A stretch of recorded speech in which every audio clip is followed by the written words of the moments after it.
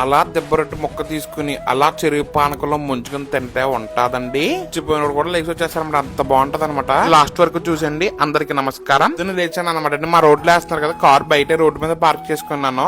Breakfast ఎక్కడికి వెళ్దామని చెప్పి ఆలోచించాను. మధ్యన సరిగ్గా బ్రేక్ఫాస్ట్ తింటలేదు కదా, ఏదైనా కొత్తగా తినాలని చెప్పి కొత్తపేట వద్ద అవడనే ఉంటది కదా, దెబ్బరొట్టు చెరుకు పానకం దొరుకుతుంది అనమాట. అక్కడికి వెళ్ళిపోయాను. అలా మొత్తం పొంగిపోయింది అనమాట. ఎందుకంటే గోదావరి వచ్చింది కదా. ఫైనల్ షాప్ దగ్గర అయితే వచ్చేసామండి. ఇక్కడ జనం అయితే ఖాళీ లేదు. దగ్గర నేను లాస్ట్ టైం కూడా తిన్నానండి. చాలా మంది ఎక్కడెక్కడి నుంచి వచ్చి తింటారంట నీ దగ్గర. స్పెషాలిటీ ఏంట్రా అంటే వేరుశెనగ నూనె అయితే వేస్తున్నారండి. అట్లు నాన్నకి ఎప్పుడు కొత్తదనం కావాలన్నమాట అండి. నాకైతే చాలా బాగా నచ్చింది. మంచి వేడి వేడి దెబ్బరొట్టు అయితే అయిపోయింది.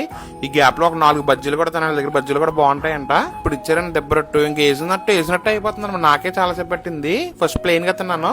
ఇంక నెక్స్ట్ చెరుకు పానకంతో అనమాట. ఇంక ఇదైతే అమృతం. ఇంకా అసలు చెప్పనవసరం లేదు. నిజంగా ఇలాంటి ఫుడ్ తినాలంటే అదృష్టం ఉండాలని చెప్తానండి. ఇంక నేను తినేసి ఇంటికి పార్సల్ కూడా పట్టుకెళ్ళి ఇంక మార్కెట్ కి అయితే వెళ్ళిపోయాను.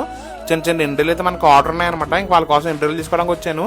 చిన్నవి కావాలంట. ఎస్ఏ ఆర్డర్ అనమాట అండి. ఇంక నెక్స్ట్ పండుగ డ్రై ఫిష్ కూడా తీసుకుంటున్నాను. నెక్స్ట్ సందువా చేప అనమాట అండి. ఈ సందువా డ్రై ఫిష్ మొన్న నుంచి స్టార్ట్ చేసాం కొత్తగానే.